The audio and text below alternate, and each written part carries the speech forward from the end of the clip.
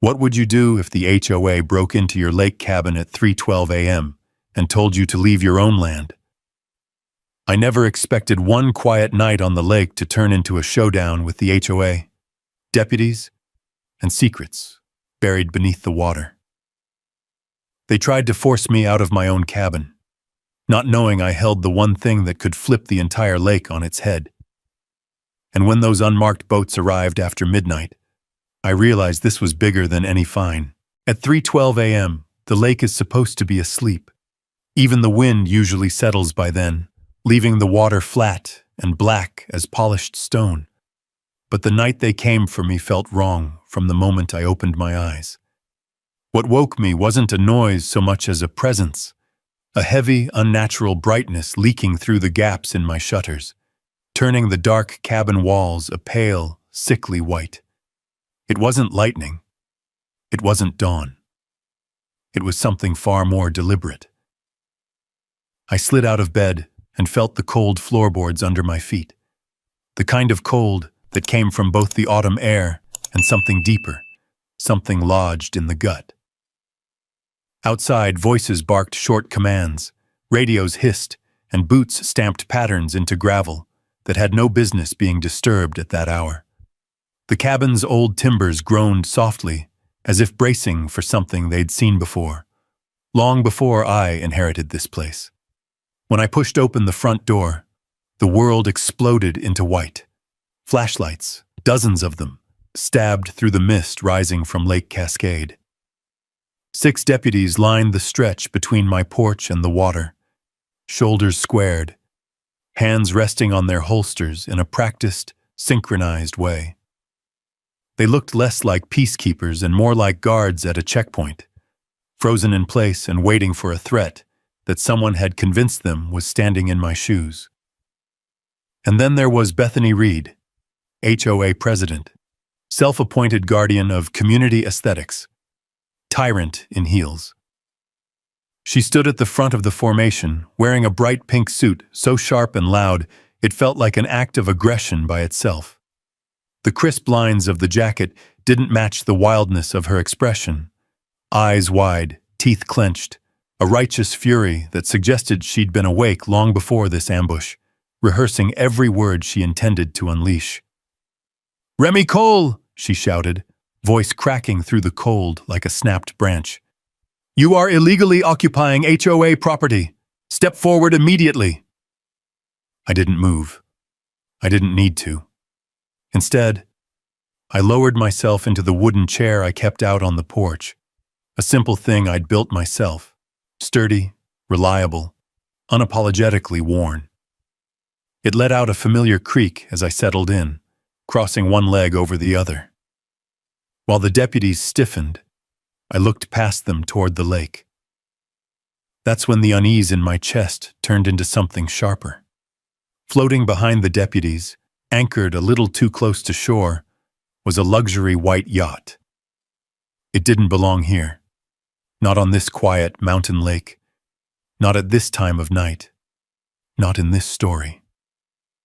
Its polished hull caught the glare of the police lights, sending fractured reflections rippling across the water like broken glass. The thing looked like an omen, a warning, a puzzle piece from a picture no one else on this shoreline had seen yet. Bethany followed my gaze and stepped closer, heels sinking into the wet grass with each furious stride. "Do not ignore me, Mr. Cole. Deputies, remove him." 2 men moved a step forward, but even they hesitated. Maybe it was my calm. Maybe it was the lake. Maybe it was the faint hum coming from that yacht, the kind that hints at engines waiting to run. Whatever it was, the deputies paused long enough for Bethany to spin around and glare at them as if they were children misbehaving in church. I let her stare burn out for a moment before speaking. The air smelled of pine and cold water, and a thin ribbon of mist drifted across the shoreline. Strange how quiet the world can become even in chaos. "Bethany," I said evenly, "before you go ordering these men to put hands on me, you might want to double-check your paperwork." Her head snapped toward me. I have every right to remove trespassers. Is that what I am now? I asked softly. A trespasser on my own land? Her jaw locked. The deputies shifted. The yacht hummed. The night waited. I leaned forward just slightly, letting my eyes lock onto hers. Tell me something, Bethany. Do you know who wrote the state waterway laws you're quoting? Her expression faltered. Only a flicker, but enough. The deputies looked at each other. Someone's radio crackled. A breeze swept across the lake, rattling the reeds near the dock and brushing the edges of the cabin siding. Even the yacht seemed to lean into the silence. Bethany recovered quickly, tilting her chin in practiced arrogance. But she didn't answer. She didn't have to. The way her gaze slid toward the deputies told me everything. She thought tonight would be a clean victory, a quick expulsion, a moment of triumph where she'd stand over me with the satisfaction of someone who believes power is earned through volume and paperwork rather than truth. The problem for her was simple. She had no idea who she was really dealing with. And as the tension thickened in the space between us, as the lake stirred and the mist curled around the dock, I felt the first spark of something I hadn't felt in years. Resolve. The kind that builds slow, roots deep, and refuses to bend once it takes hold. The kind of resolve that begins the moment a bully overplays their hand. I rested my hands on the arms of my chair, steady as a man who already knew the end of this story. If you're ready, I said quietly, we can discuss the law, but I promise you this. Tonight won't end the way you think. Somewhere behind the deputies, a spotlight from the yacht slid across the surface of the lake, illuminating the old boundary markers that only a handful of people knew the meaning of. The same markers Judge Hale had once pointed out to me. The same markers that were about to change everything. The night was far from over, and Bethany Reed was only beginning to realize how far out of her depth she truly was. But long before this moment, before the yacht, before the shouting, before the pink suit, and the deputies lined up like a firing squad, there was a quieter time on this very shore.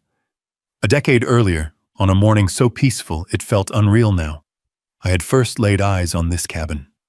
Back then, the lake didn't hold tension. It held possibility. It was Judge Marcus Hale who brought me here. His truck rumbled up the gravel road, dust lifting behind us like a soft, tan ribbon waving through the pines. He didn't say much, he never did. But the way he gripped the wheel that morning told me whatever he planned to give me wasn't something he trusted easily to the world. When he parked, the lake appeared through the trees, a sheet of silver under the rising sun. Mist rolled across its surface like breath from an old creature waking slowly. The cabin sat near the shoreline, weathered, crooked in places, but strong, like it had decided on its own to endure whatever storms the years sent its way. Judge Hale stepped out, stretching his back with a familiar groan. "There she is," he said. "Your inheritance."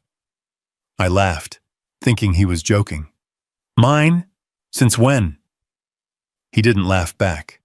Instead, he handed me a sealed envelope, his name written in that careful, square handwriting he used for court orders. "Since now," he said. "Read that later. Walk with me." He led me down to the dock. The wood groaned under our boots. The lake was so calm it felt frozen. He pointed at the waterline, and for the first time I noticed small stone markers jutting up just above the surface, 3 of them, arranged in a deliberate arc. "Those stones," he said quietly, "are older than both of us combined. They mark the original shoreline rights, pre-1972, untouched, unchallenged." I felt something move inside me, a recognition. "Riparian rights?" He nodded. "The pure kind. Before the state rewrote the book. Before the lake got carved up by developers and HOAs who didn't know a water table from a dining table." I let that sink in. Riparian rights this old were rare, practically sacred. Whoever held them wouldn't just own a cabin. They'd hold the lake by its pulse. He stepped closer to me then, lowering his voice. There's going to be a time when people want this land for what they can take, not for what it is. You'll understand one day. His words didn't hit me then, not with the weight they carry now. Back then, I only heard a warning. Tonight, I understand it was a prophecy. I moved into the cabin that fall. The first weeks were spent repairing what time had gently broken. The loose planks on the porch, the cracked window panes, the dock pilings worn thin from decades of freeze and thaw. But beneath those surface repairs was something deeper, an invitation to rebuild my own life in the quiet this place offered. One afternoon, while reinforcing a wall inside the storage room, my hammer struck something hollow. The sound echoed strangely, like tapping the top of an empty barrel. Beneath a plank of floorboard, I discovered a metal latch, rusted but sturdy. With a bit of effort, it lifted, revealing a small compartment built into the floor. Inside was a locked chest. The wood was dark, aged to the color of old tobacco. Iron bands held it together, pitted from time but unbroken. The lock was thick, not decorative, functional, protective, as if whatever lay inside was never meant for curious hands. It took me a full day to open it. When I finally pried loose the lock, the lid creaked like an old man waking. Inside, wrapped in oilcloth and tied with leather cord, were maps, hand-drawn Waterway maps older than any I'd ever seen, some with notes in Hale's handwriting, others bearing surveyor marks from the 1940s. Beneath them were documents I knew intimately even before I unfolded them, because I helped write them. State Waterway Code drafts, early versions, edits in my own handwriting, notes from the legislative committee, unpublished addendums, and at the very bottom, classified easement agreements with signatures that should never have been in the same room, let alone on the same page. I remember sitting on the floor, the late afternoon sun angling through the window, lighting the dust in golden flecks as I read through the papers. I must have gone still for an hour, maybe two. Every line I read connected another thread. Every map revealed another part of the lake's history that no one else living today knew existed. Judge Hale hadn't left me a cabin. He'd left me control. And he'd left me knowledge powerful enough to make enemies. At the time, I didn't understand why he trusted me with both. Only now, with deputies forming a line on my lawn and a yacht lurking behind them, like a silent accomplice, does the truth become painfully clear. He knew this day would come. He knew someone would try to take the lake. He knew I'd need every piece of that hidden chest to fight back. Back in the present, Bethany's voice snapped across the lawn, jarring me from the memory. "Deputies!" she shouted. "Remove Mr. Cole immediately!" But I wasn't the same man who walked this shoreline 10 years ago. The lake had shaped me. The law had armed me. And Hale's secret had awakened something in me I didn't know I had. A resolve I felt now settling into my bones, unshakable. Because no matter how bright her suit or how loud her voice, Bethany Reed didn't understand one truth that I carried with me like a shield. This lake doesn't belong to the HOA. It never has. And tonight, she was about to find out exactly why. But long before this 3:12 a.m. showdown, long before deputies marched across my lawn at her command, Bethany had been building toward this moment. Slowly, strategically, and with the kind of persistence only found in people who believe rules are weapons. The quiet war didn't start with flashlights and shouting. It started with paper. The first notice appeared in my mailbox on a still spring morning.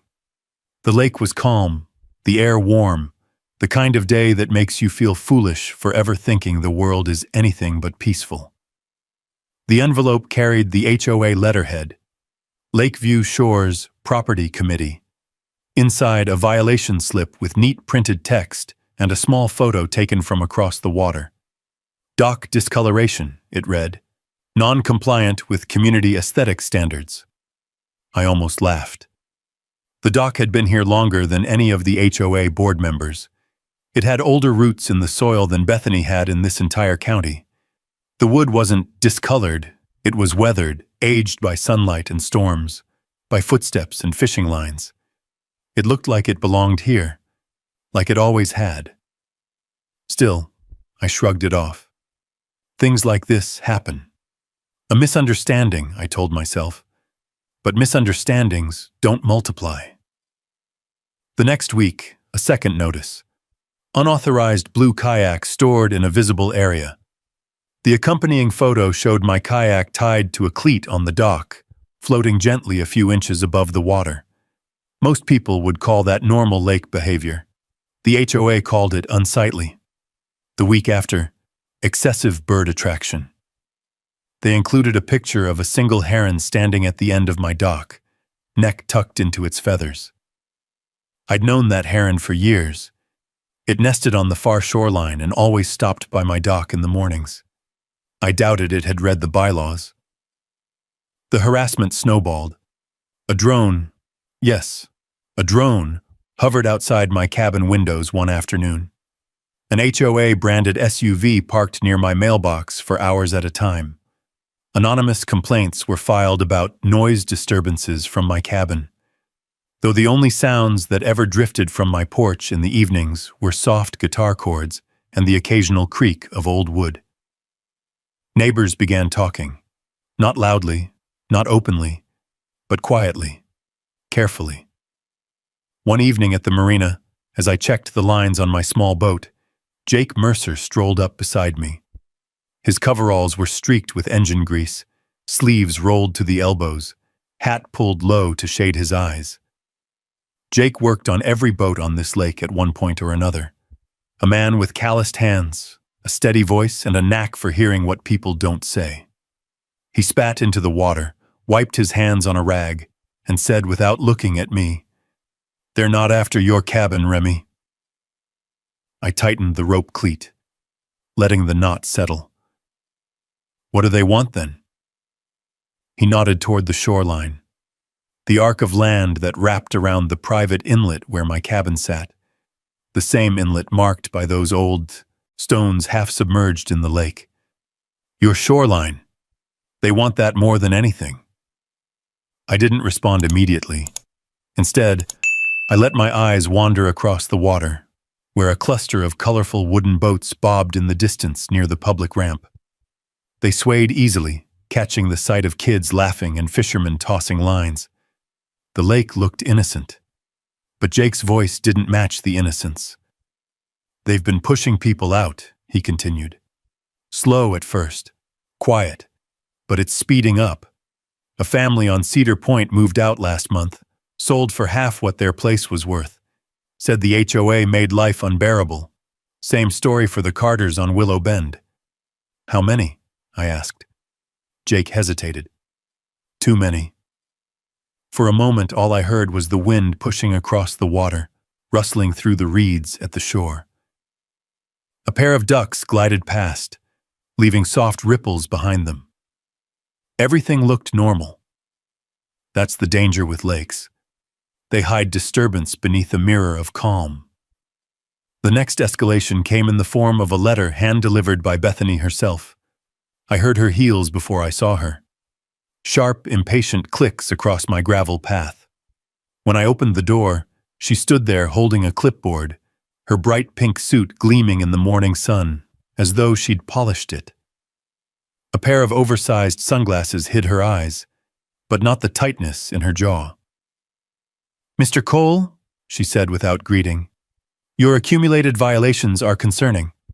The board is evaluating whether your property continues to meet Lakeview Shores standards." I leaned against the doorframe. "Are you evaluating everyone this aggressively? Or just me?" She gave a small, stiff laugh. "When someone refuses to abide by community guidelines, we must intervene for the greater good." That phrase, greater good, always precedes trouble. She handed me the clipboard, tapping it with a manicured finger. Sign to acknowledge receipt. The document was filled with absurdities, violations for things beyond any legal reason. A note that my cabin did not reflect the architectural style approved by the HOA, despite being built decades before the HOA even existed. A warning that I had allowable water vessel clutter, whatever that meant. I didn't sign it. I let the clipboard hang in the air between us until she withdrew it with a hiss of annoyance. "You are not making this easy," she snapped. "Neither are you," I replied. She stepped closer, her perfume sharp in the warm air. "Mr. Cole, resisting the HOA never ends well." Her sunglasses hid her eyes. But her voice? Her voice gave her away. There was something deeper there.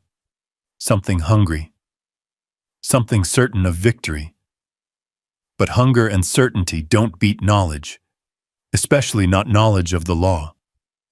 By midsummer, it became obvious the HOA was tightening invisible strings around me, meetings I wasn't told about, rule changes I never voted on, community initiatives that required board access to private properties.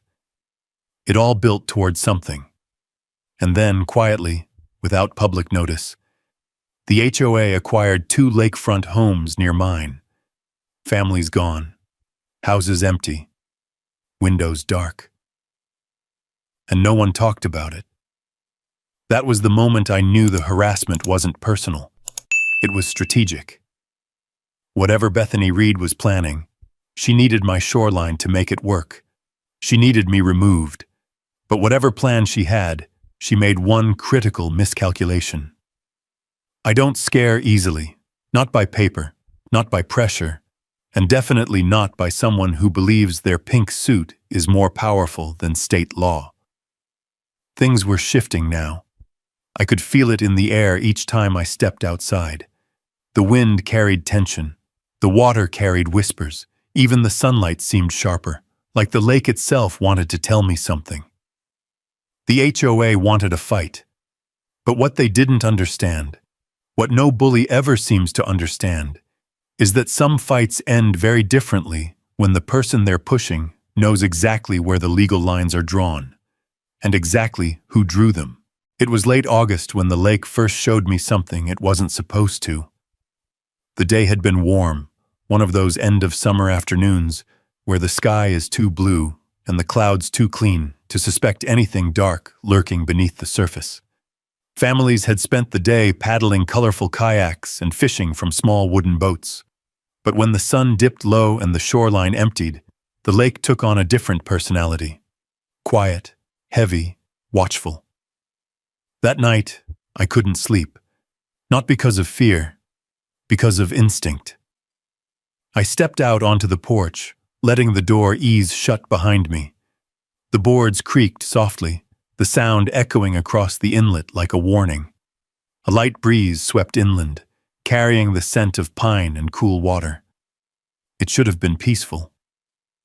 Instead, the lake felt awake. Then I heard it. A faint engine hum, low and muffled, like someone trying very hard not to be noticed. I moved to the edge of the dock, barefoot, the old planks cool under my soles. The moon hung high enough to cast a thin silver line across the water. Through the haze I saw movement. 3 small boats gliding toward shore, each with its bow lights turned off. No registration numbers, no safety markers, no reason to be there.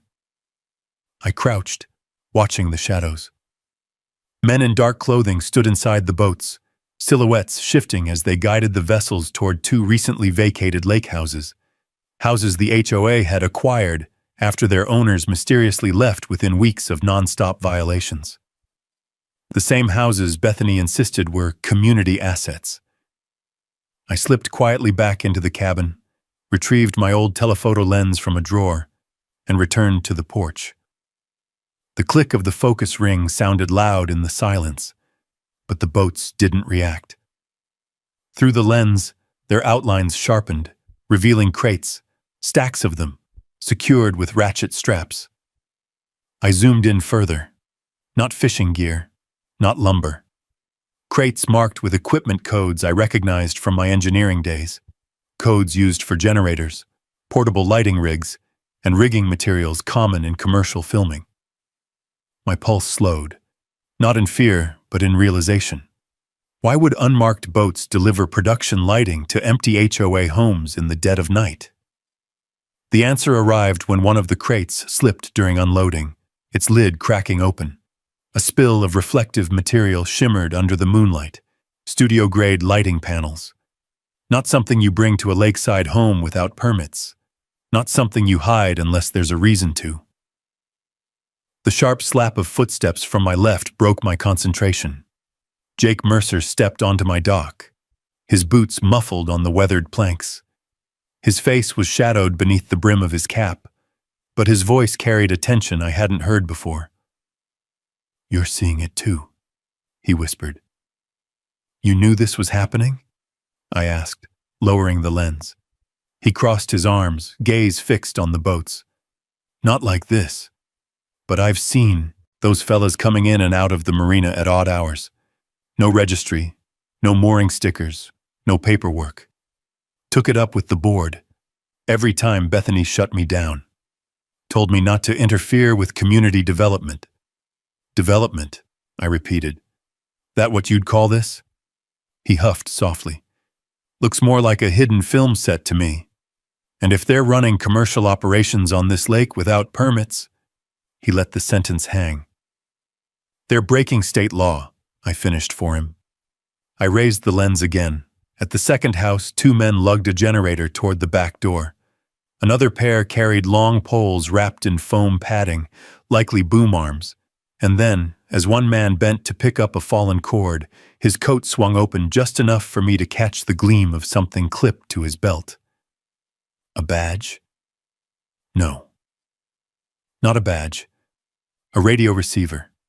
Professional grade. These weren't homeowners. They weren't contractors. They weren't part of any HOA-sanctioned improvement project. These were production crew members working completely off the books. The lake was quiet, but not the comforting quiet of early mornings. This was a secretive stillness, the kind that settles when people are doing things they don't want seen. I felt the twist coming before I realized it fully. The HOA wasn't simply harassing me or acquiring property through pressure. They were covering something up, something bigger than violations and bylaws, something commercial, something illegal. "Jake," I said slowly, "have you ever seen any paperwork about these houses? Permits? Notices?" "Nope," he said, "and I see everything that passes through that marina. This?" He jerked his chin toward the boats. "This is no community project." We watched in silence as the men disappeared inside the first house. Moments later, the interior flickered with a faint, unnatural glow. Cool, controlled lighting that looked nothing like a normal lamp or household bulb. Studio lighting. For a moment, the house looked like the set of a show, windows glowing as if someone had replaced the whole interior with a different world. Then the light snapped off abruptly. Someone must have noticed the moonlight hitting the window. Jake exhaled slowly. They're being careful now. But not careful enough. I captured everything through the lens.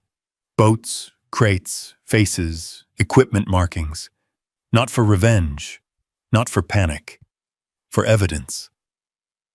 The lake water lapped quietly at the dock, and a soft breeze drifted across the surface, carrying faint scents of gasoline and pine.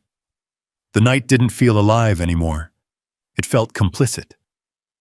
Something shifted inside me, a slow, deep awareness. The harassment, the bought-out homes, the sudden need for my shoreline. It all formed a pattern now. I didn't sleep that night. Not because I was afraid. Because this wasn't about an HOA anymore. And the men unloading those crates? They weren't enforcing aesthetics. Something darker was moving across the lake, and Bethany Reed was right in the middle of it. By the time dawn painted the sky a pale orange, I'd already copied every photo from the telephoto lens onto a secure drive. The lake lay still, as if pretending nothing criminal had slipped across its surface hours earlier. But the quiet didn't fool me. It was the quiet of something plotting its next move. And that move came faster than I expected. Just past 3 in the morning, days after the night boats, it happened.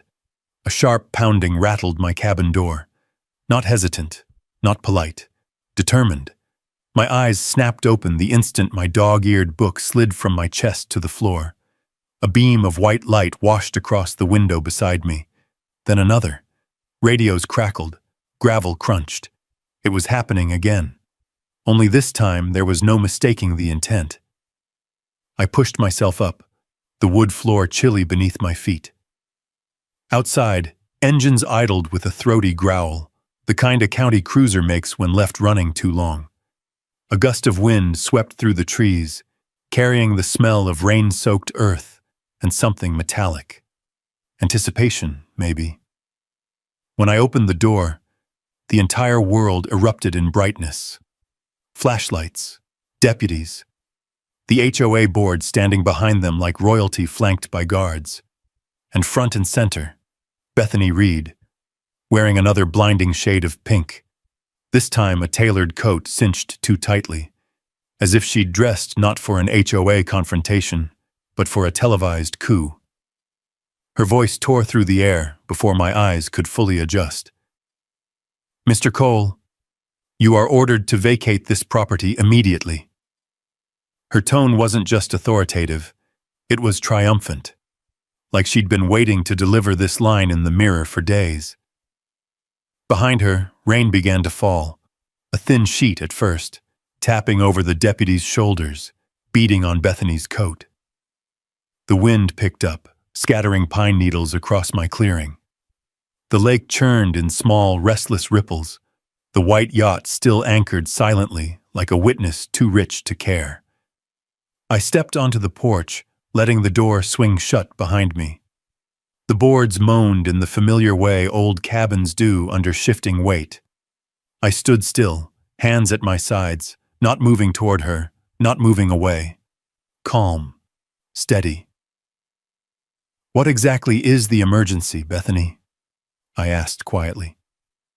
She thrust a folder forward as if its contents could burn me. Papers rustled violently in the wind, some nearly slipping free. "This is an official order of reclamation. The HOA is seizing this structure and the land it rests on for community development." "Community development," I repeated. "That wouldn't happen to involve film crews unloading lighting equipment at 2 in the morning, would it?" The deputies stiffened. Bethany's lips tightened, painted coral but trembling faintly. "You're delusional, Mr. Cole. You are trespassing. This has gone on long enough." A deputy stepped forward. He wasn't aggressive, not yet, but he looked weary, conflicted. Storm clouds moved behind him, dragging shadows across the grass. The lights from the cruisers flashed against the wet pines, painting everything in red and blue pulses. Rain picked up, the kind that comes in sheets, blurring edges, soaking clothing within seconds. My shirt clung to my shoulders.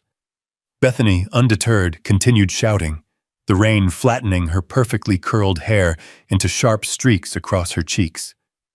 "Leave," she commanded, "or we will remove you and demolish this illegal dock tonight."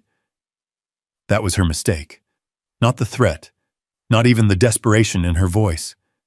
It was the phrase illegal dock, because the lake knew better, and so did the law. I drew a slow breath, steadying myself. "Sheriff Marcus Hale," I said. "Call him, now." Bethany scoffed. "The sheriff is not needed. The HOA has jurisdiction." "No," I said, raising my voice just enough for the deputies to hear. "Not on pre-1972 riparian claims."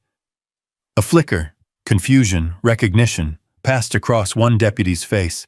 Another lowered his flashlight a notch. The wind whipped harder, sending rain slicing sideways across the clearing. Bethany stepped toward me. pointing an accusing finger so close I could feel the heat of her rage through the cold storm air. You think you can intimidate this entire community with your technicalities? You think you're smarter than the board? I don't need to be smarter than you, I said calmly. I only need to know the law, and I do. Lightning flashed across the lake, far off, but enough to illuminate the yacht in stark white for a moment. Thunder followed seconds later, rumbling deep and long. The deputies exchanged uneasy glances. Authority was slipping, not from their hands, but from Bethany's. Call Sheriff Hale, I repeated. One deputy reached for his radio. Bethany whirled around. Do not bring him into this! But her panic gave her away. People who are in the right don't fear oversight. The deputy ignored her, pressing the button. Dispatch, this is Unit 7, requesting Sheriff Hale at Lakeview Shores Cabin B. Immediate. Possible legal dispute exceeding HOA authority. Bethany sputtered. HOA authority is undisputed. Not tonight, I said. A moment passed, filled only by the hiss of rain and the quiet upheaval of the lake. A gust whipped across the dock, sending water droplets skittering across the planks like beads of glass. Then headlights appeared on the road, dim at first, then brighter as a county truck crawled down the slope. Sheriff Marcus Hale stepped out, rain jacket pulled tight, hat low, his boots sinking into the mud as he approached. He didn't greet Bethany. He didn't look at me. He asked the deputies one question. Who called this? I did, the deputy said. Sir, there's something off here. Marcus turned his attention to Bethany. Rain ran down the rim of his hat. Explain. She thrust her soggy folder out again, voice cracking. Sheriff, this man is refusing to vacate HOA property.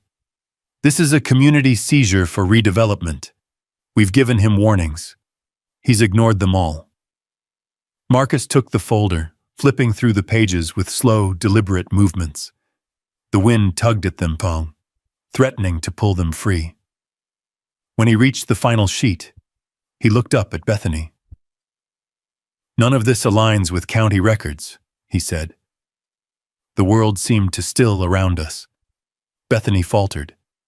Sheriff, with respect, the HOA has... He cut her off gently but firmly. Bethany, HOA authority does not override state easement law, shoreline rights, or private deed integrity. You know that. She opened her mouth again, but he lifted his hand. And your paperwork here, he continued, isn't just incorrect. It's fabricated. The wind carried the word through the clearing.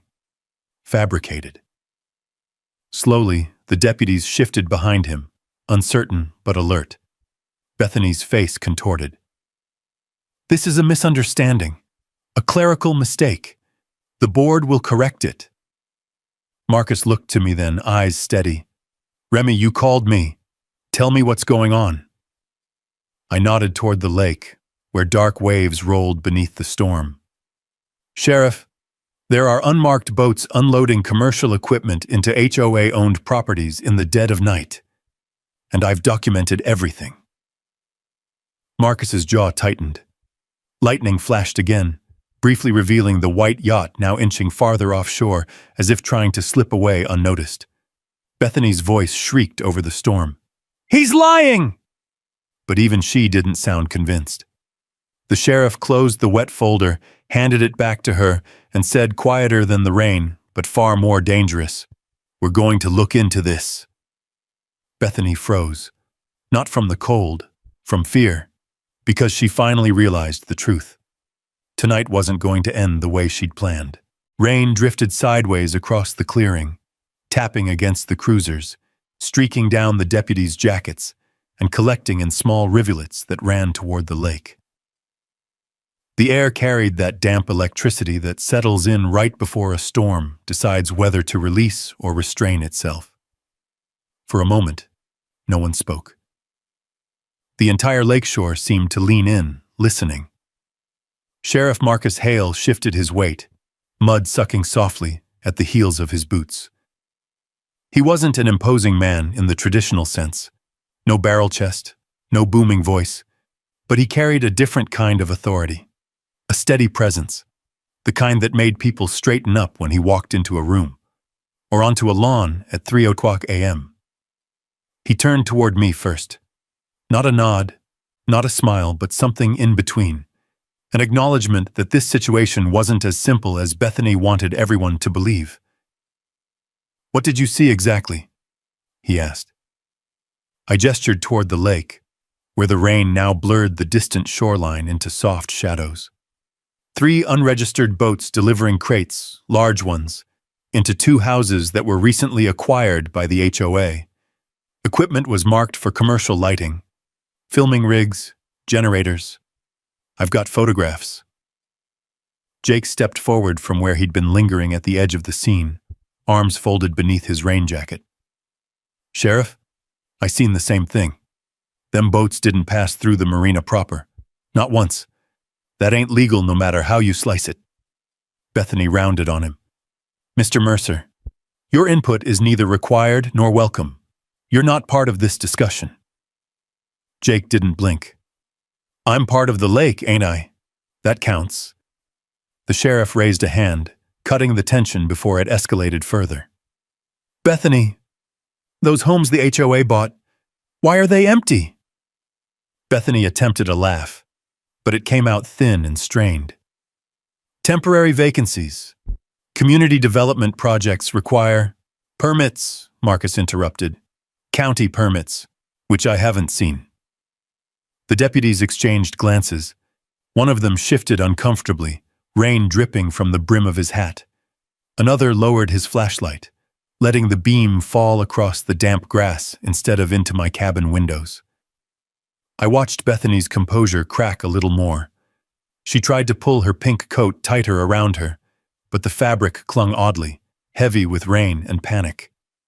"We were planning to submit documentation," she insisted. "When?" Marcus asked. "In due time." "Due time passed when you showed up here at 3 in the morning demanding property seizure." A low murmur rose among the deputies. Even in the rain, even in the darkness, you could feel something shifting. The balance of control sliding away from Bethany like water off a sloped deck. She turned to me, voice trembling with anger. "You're manipulating this entire situation. You're twisting simple community regulations into criminal accusations." "I'm not twisting anything," I replied. "I'm reporting what I saw. And the law is very clear, Bethany. Any commercial operation on a residential lake requires explicit state authorization." Marcus glanced at me again, eyeing the confidence in my voice. "What makes you so familiar with that section of the law, Remy?" I met his gaze evenly. "Because I helped write it." The sheriff's eyebrows lifted just slightly, but he didn't look surprised. Maybe he'd always sensed I wasn't just some quiet man living in an old cabin. Maybe he'd put pieces together long before tonight. He turned back to Bethany. "This situation is now officially above HOA jurisdiction." Her voice rose in pitch. "You cannot override the board's authority." "I'm not overriding anything," Marcus replied. "State law is, and until we get a full explanation, nobody is going anywhere."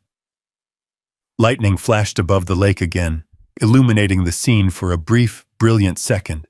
Bethany's furious expression, deputies shifting in uncertainty, Jake standing firm, me steady on my porch, and behind us all, the white yacht drifting just far enough to pretend it wasn't part of this.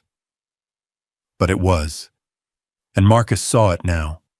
His gaze drifted to the vessel, narrowing slightly. "Who owns that yacht?" he asked quietly. Bethany's breath caught. It was small, but I heard it. "That boat," he repeated, "doesn't belong here."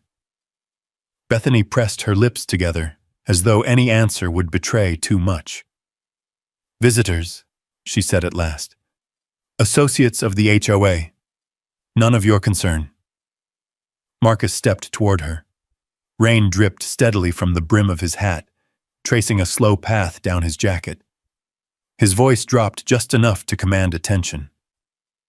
When unregistered boats run silent toward HOA-owned properties, delivering equipment that requires state permits, and when the only person reporting it is the same homeowner you've been targeting for months, it becomes very much my concern. Bethany's breathing quickened. This is a mistake. A misunderstanding. The HOA, Marcus said firmly, is not above the law. Another rumble of thunder rolled across the lake, longer this time, as if nature itself punctuated his words. I watched Bethany struggle to regain her footing. For months, she'd controlled this community through noise, intimidation, and relentless paperwork. But now the storm she'd unleashed had shifted direction. Her voice broke slightly when she spoke next. Sheriff, you should be questioning him. He's unstable. He refuses to comply with community standards. He has threatened the board. That's enough, Marcus said, holding up a hand. Silence followed, broken only by raindrops hitting the dock and pine needles skittering across the wet ground. Jake leaned in close to me. She's losing it, he whispered. I nodded slightly. And she knows it. Marcus took a long breath, his expression turning thoughtful, piecing together every detail like stones in a dam. And finally, he spoke the words that confirmed the shift I'd been waiting for. We're going to investigate this fully. Until then, no action is to be taken against Mr. Cole or his property. Understood? The deputies nodded almost in unison. Bethany stepped back, as if the ground beneath her had suddenly given way. Rain streamed down her face, carrying streaks of mascara in thin black trails. She didn't wipe them away. She only stared at me with an expression somewhere between hatred and fear. And for the first time since this entire ordeal began, I felt it. A genuine change in momentum. The lake had chosen its side, but momentum alone doesn't win a battle. Not with someone like Bethany Reed, someone who'd climb over the truth itself if it meant standing higher than everyone else. Even with the sheriff's doubts rising and her board members visibly shaken, she still had one weapon left: noise. In HOA politics, noise was often louder than facts, and she used it. Sheriff, she snapped, regaining her brittle composure. This man is making outlandish accusations about the board. The HOA operates under legally granted community authority. We have every right to enforce compliance. She said it firmly, with the conviction of someone who had repeated the same lie so often it had turned into a personal truth. Her voice rose over the rainfall, bouncing off the lake like a challenge. Marcus didn't bite. He crossed his arms, letting the rain soak into his jacket. If that's the case, then you won't mind showing Mr. Cole and the county your documentation. Bethany faltered. Documentation is pending. Pending, Marcus repeated flatly, is another word for doesn't exist. Behind him, a deputy coughed under his breath. Another shifted from one foot to the other, like he didn't want to be there anymore. Even Jake, still standing near my porch, shook his head with a slow, satisfied exhale. But none of them knew what I was holding inside my cabin. Not yet. I turned toward the door, the rain pattering softly against my shoulders, and pushed it open. The warm glow of my living room spilled into the storm, flickering against the wet grass. I stepped inside briefly, grabbed the thin leather folio tucked above the mantel, and returned to the porch. When I reemerged, the rain had slowed to a drizzle, and everyone's eyes snapped toward the folio as though it were a weapon. In a way, it was. I opened it carefully. Inside were documents older than most homes in this community: maps, easements, recorded deeds, and more importantly, drafts of the state Waterway code from my years consulting during its formation. Drafts bearing handwriting and signatures that proved I wasn't guessing about the law. I had helped carve it. This, I said, holding up the yellowed easement sheet Judge Hale left me, is the original riparian claim for this shoreline, older than the HOA, older than the county's first zoning adjustment. It remains legally binding today. Marcus stepped closer, his eyes narrowing. That's Hale's handwriting. He took the document gently, studying it under the porch light. This is legitimate. Bethany's voice cracked. That can't be real. That's not valid anymore. I reached into the folio again and produced the next document, a printed section of the Waterway Code, marked with notes from its drafting days. Article 7, Section 14, subsection C, I read aloud. No association, board, or private entity may supersede riparian rights established prior to 1972. Any attempt to regulate, seize, or restrict access to such property is invalid. A hush fell over the lawn. Rain tapped lightly against the roof. Even the waves on the lake seemed to quiet themselves. Bethany stared at me as if seeing me for the first time. How do I know? I finished for her. Because I wrote this section. Her eyes widened. You're lying. You can't. I withdrew the final documents. Digital copies of the early Waterway Code drafts, complete with annotations bearing my name and the state committee's stamps. Sheriff Marcus held them carefully, his brow lifting, his expression shifting from confusion to realization. Remy, he murmured, this is your handwriting. I nodded once. Bethany stumbled backward, her heel slipping in the wet grass. She caught herself, but barely. For the first time since I had met her, the pink suit didn't look powerful. It looked desperate. She clutched her coat at the collar, as though the fabric could hold her authority together. You misled this entire community, I said gently. Not accusatory, just stating truth. You weaponized bylaws you never had any right to enforce, especially not on pre-1972 riparian land. Jake let out a low whistle. The deputies exchanged looks. One whispered, "Holy hell," before catching himself. Bethany shook her head again, rain flying from her hair. This isn't over. You can't just wave old papers around and— It's not just old paper, Marcus interrupted. This is recorded law. The kind that doesn't disappear just because an HOA wants a bigger slice of shoreline. Bethany pointed at me with a trembling hand. Sheriff, you cannot let him intimidate us with technicalities. He's obstructing community progress. Marcus closed the folio slowly, as though sealing the fate of the entire confrontation inside it. Bethany, everything Mr. Cole has shown me contradicts what you submitted tonight. More importantly, your claims explicitly violate the Waterway Code. This is a setup, she screeched. He's manipulating the system. I don't need to manipulate anything, I said softly. I know the laws because I helped create them. And I know the lake because it's been part of my life longer than the HOA has existed. Something broke then. Not physically, but audibly. It was the sound of a facade finally giving under its own weight. The way Bethany's shoulders sagged told me she had run out of rehearsed lines. Sheriff Hale stepped forward and handed her the folio. Until we sort this out legally, you are to cease all enforcement actions against Mr. Cole. No more visits, no more violations, no more threats. Am I clear? Bethany didn't answer. Her silence was all the confirmation we needed.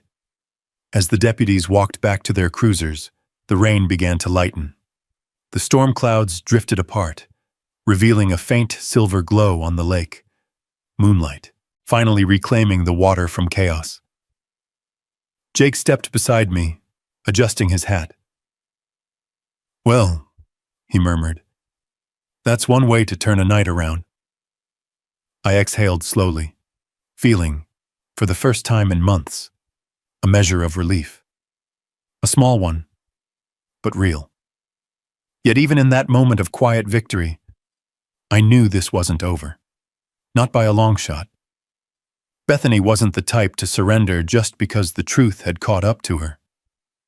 and the lake still had secrets of its own to expose. Jake stepped beside me, adjusting his hat. "Well," he murmured, "that's one way to turn a night around." I exhaled slowly, feeling, for the first time in months, a measure of relief, a small one but real. Yet even in that moment of quiet victory, I knew this wasn't over, not by a long shot. Bethany wasn't the type to surrender just because the truth had caught up to her own, and the lake still had secrets of its own to expose. The storm clouds broke fully by sunrise. Damp pine needles coated the ground, sticking to boots and tires. Mist rose from the lake like steam from an old kettle, wrapping the dock in a silver veil. The world looked washed clean, but clean was the last word for what came next. For 2 days, a strange stillness settled over Lakeview shores. No violations, no drones, no HOA letters tucked under my door. Not even the usual patrol of Bethany's white SUV circling the community like a shark in shallow water. It wasn't peace. It was preparation. On the third afternoon, the quiet shattered. I was sitting on my porch repairing a loose rung on the rail when the sound of heavy engines rolled down the main road. First one, then another, then a chorus of them. Trucks, big ones. I stood up slowly, dusting wood shavings from my hands. Jake jogged down from the trail above my cabin, breath short, pointing toward the road. "You might want to get a look at this." 20 seconds later, the convoy arrived. 2 box trucks painted construction yellow, a flatbed trailer carrying rolls of steel fencing, a smaller truck with a logo I'd never seen, Community Protection Services, printed over a badge-shaped graphic. And behind them all, sitting in her white SUV with the engine idling high and impatient, was Bethany Reed. She stepped out wearing yet another bright pink suit, today's shade closer to neon than professional.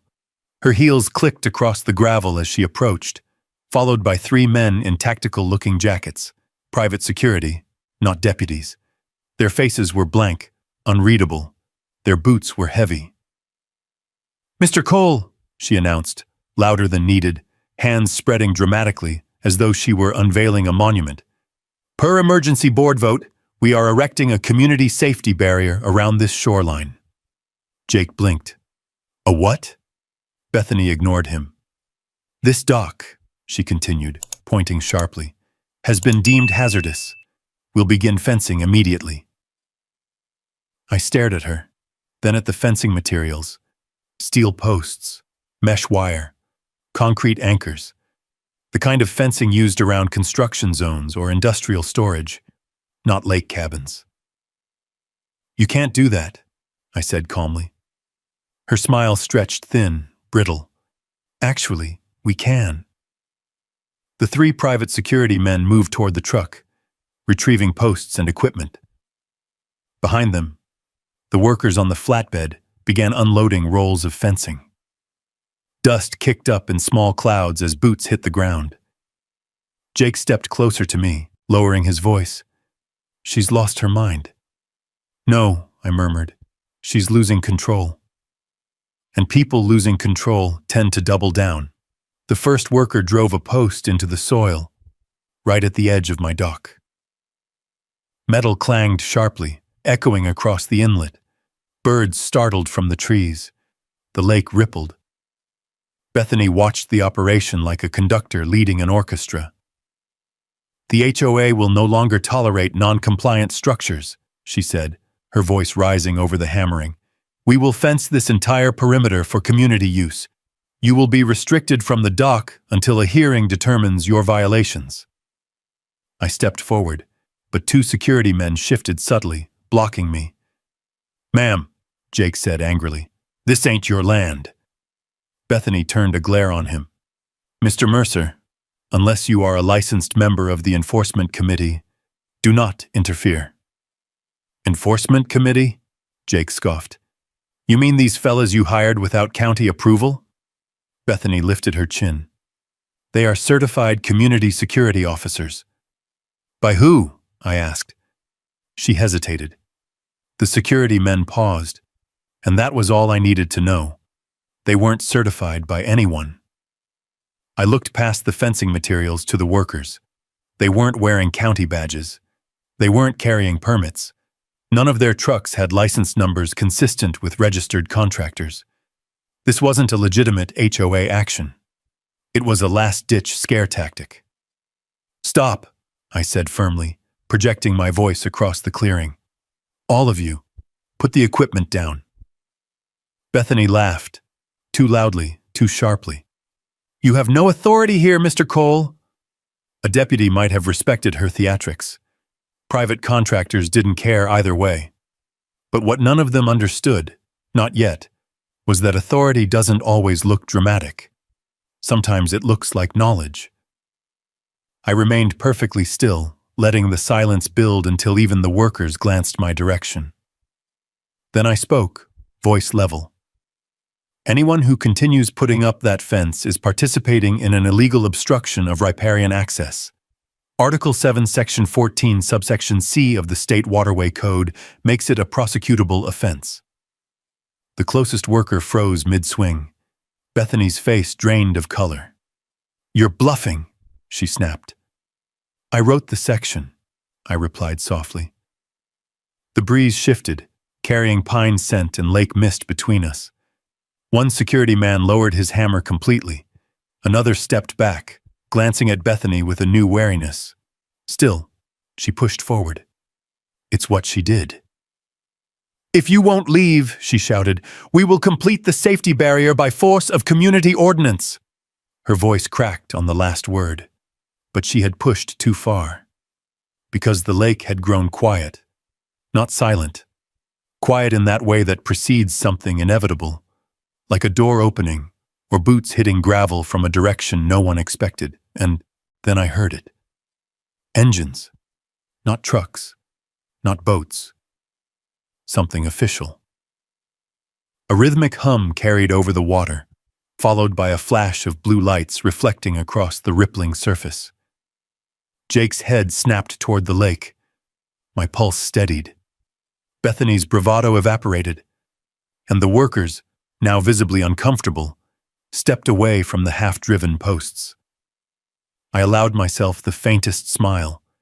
She thought she was cornering me, but she had no idea who I'd called 2 nights earlier when I sent those photos to the right office.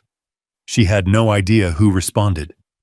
And she had no idea that the lake, this lake, was about to speak louder than any HOA president in a pink suit ever could.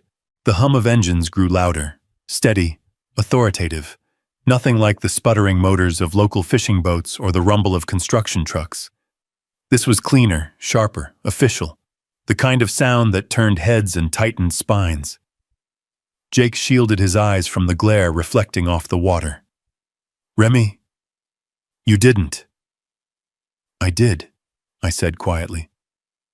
The first vessel appeared through the morning mist, a sleek patrol boat bearing the silver and blue emblem of the State Waterway Authority.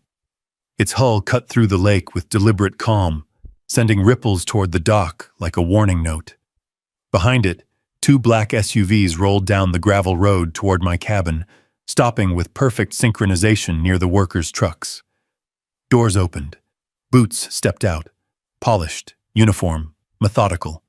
In seconds, the entire clearing shifted from a chaotic HOA power play to something resembling a federal operations site.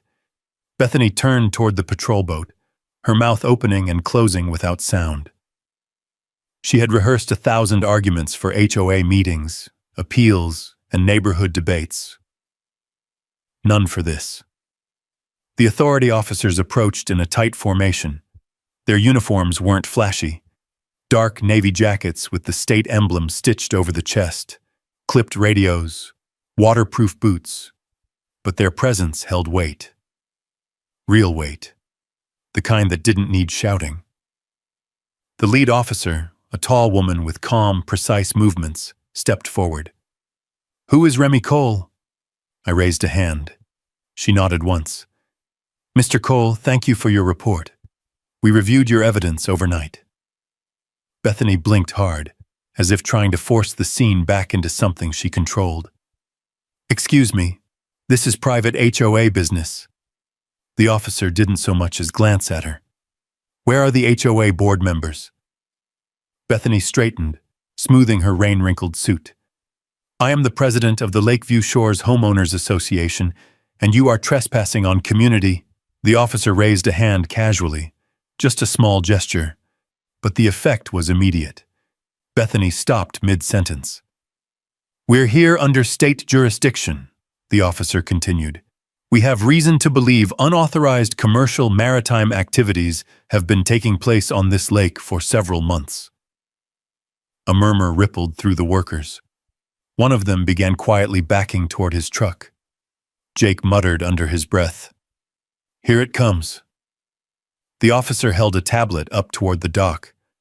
On the screen were the photos I had submitted. Night boats, crates, generators, lighting rigs visible through the windows of those supposedly vacant HOA-acquired homes. "Several of these items require permits your association does not have," she said. Bethany's voice pitched upward. "Those images are doctored. He's manipulating, fabricating." "Ma'am," the officer said, "we sent our own team to verify them this morning." Bethany's face fell, a full shade paler.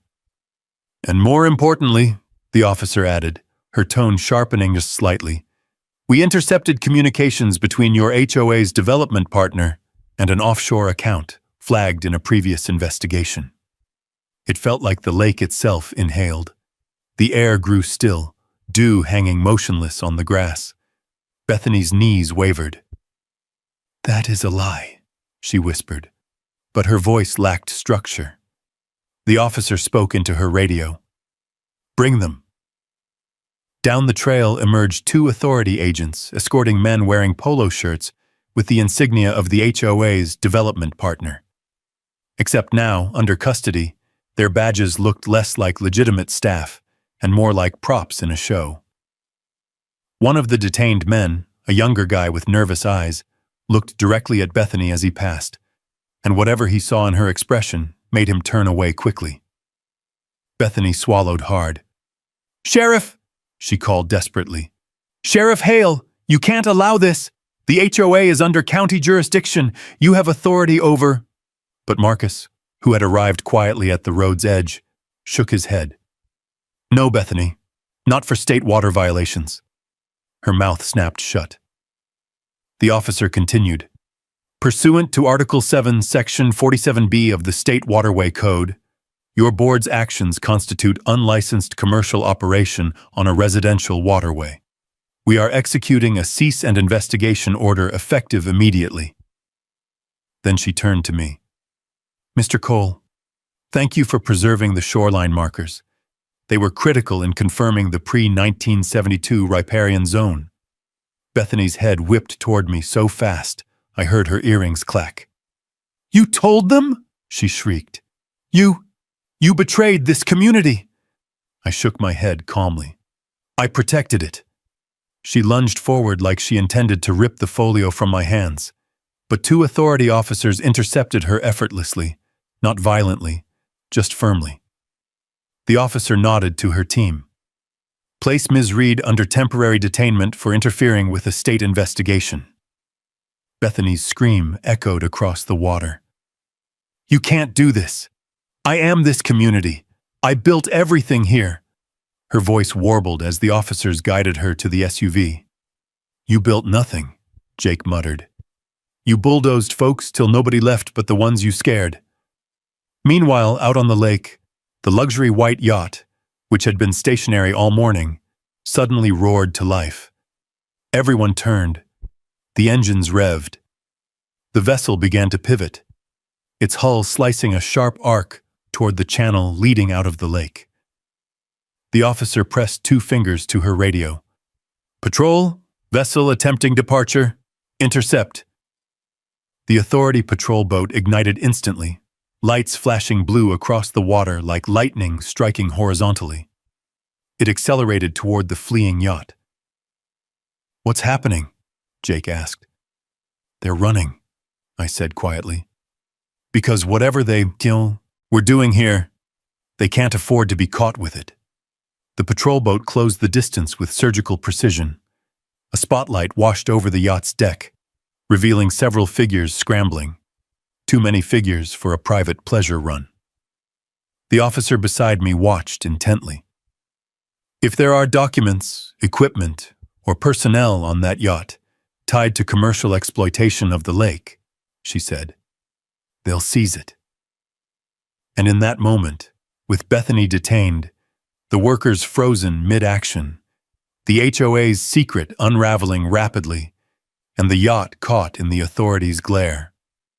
Justice didn't feel abstract anymore. It felt inevitable. The lake had finally demanded the truth. The patrol boat closed in on the yacht, its engines humming with a clean, steady authority that cut through the trembling air. The white yacht tried to pivot toward the deeper channel, slicing a sharp wake across the inlet. But it was too late. The patrol boat matched its every move, its spotlight streaming across the water like a blade of sunlight. "Outbound vessel!" a voice boomed over the loudspeaker, carried across the lake with crystalline clarity. "You are ordered to halt immediately. You are operating under active investigation." The yacht hesitated, just for a second, but that second was long enough. The patrol boat accelerated, executing a perfect intercept maneuver. The spotlight pinned the yacht broadside, illuminating faces on deck. 3 crew members, 2 individuals in business attire, and 1 man trying desperately to shield a briefcase from the glare. That briefcase told the whole story. The officer beside me lifted her radio. "We've got confirmation. Initiate boarding." The patrol boat extended a hydraulic arm toward the yacht, and 2 authority officers crossed the platform with the fluid certainty of people trained for operations like this. They disappeared aboard the vessel. Minutes passed. Slow, heavy minutes, each one thick with expectation. Finally, the radio crackled in the lead officer's hand. "Evidence secured. Vessel detained. Bringing passengers in for questioning." A ripple of relief spread through my chest. Not triumphant, not celebratory, just clean. Like the first deep inhale after winter gives way to spring. The officer turned toward me. "Mr. Cole, your documentation was the reason we caught this in time. Without those shoreline photos, without the legal records, you stopped a major violation." I didn't respond at first. My eyes were on the shoreline, specifically on Bethany Reed, sitting rigidly in the back of the SUV, hands clasped so tightly her knuckles shone white through the window. She wasn't a powerful figure anymore, not a president, not a force of intimidation. Just a woman who had overplayed her hand. And now the law had closed around her. The lead officer approached the SUV and opened the door. Her tone remained calm, steady, almost gentle, because real authority doesn't need theatrics. "Ms. Reed," she said, "you are being placed under formal custody for violations of state waterway regulations, falsification of property documents, obstruction of a state investigation, and unlawful commercial activity on a residential lake." Bethany shook her head violently, grabbing the edge of the door. No, you don't understand. This lake, this community, everything we did was for improvement, for value, for structure. He's the one he ruined everything." The officer didn't engage. She simply guided Bethany inside and secured the seatbelt. Her calmness made the moment even heavier. Panic always looks louder when met with silence. Jake folded his arms watching her go. "Funny thing about value," he murmured. "It drops real fast once truth shows up." One by one, the workers climbed back into their trucks, relieved to escape the crossfire of legal authority. The private security men didn't utter a single word. They simply vanished into their vehicles. Their bravado evaporated along with their contracts. The convoy reversed down the road, steel fencing still stacked uselessly in the trucks. No posts in the ground. No barriers on my shoreline. No more theatrics disguised as community improvement. Just a quiet clearing slowly reclaiming itself from chaos. Sheriff Marcus approached me, boots sinking softly in the wet grass. His face carried the weight of a long night, but also something like respect. "Remy," he said, "you saved a lot of people a lot of trouble by stepping in, and you exposed something this county never would have uncovered alone." I nodded. "Just doing what Judge Hale would have wanted." He smiled faintly. "You did him proud." The officers began packing equipment, securing evidence, marking the site with flags and photos. The lake shimmered beneath the growing sunlight, no longer reflecting the white yacht's shadow, but its capture. After another hour, the authority vehicles rolled away, the patrol boat guiding the seized yacht toward the state dock.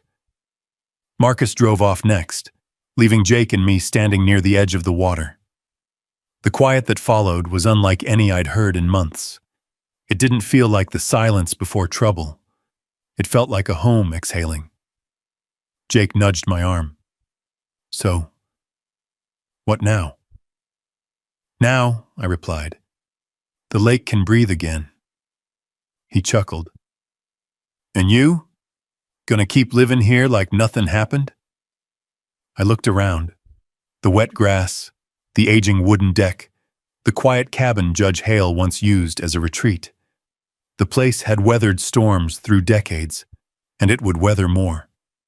But that morning, under the soft wash of the sun, it finally felt like mine again. Truly mine. A few weeks later, the legal proceedings concluded with swiftness rarely seen in cases involving HOAs. With the evidence gathered by the State Waterway Authority and the complete lack of documentation from the HOA, every action taken against me was declared void, not overturned, void, as if they had never existed. The court ruling identified my shoreline as an uncontestable pre-1972 riparian zone, granting me full and permanent rights over the dock, access, and water directly adjoining my land. In short, no HOA could ever touch it again.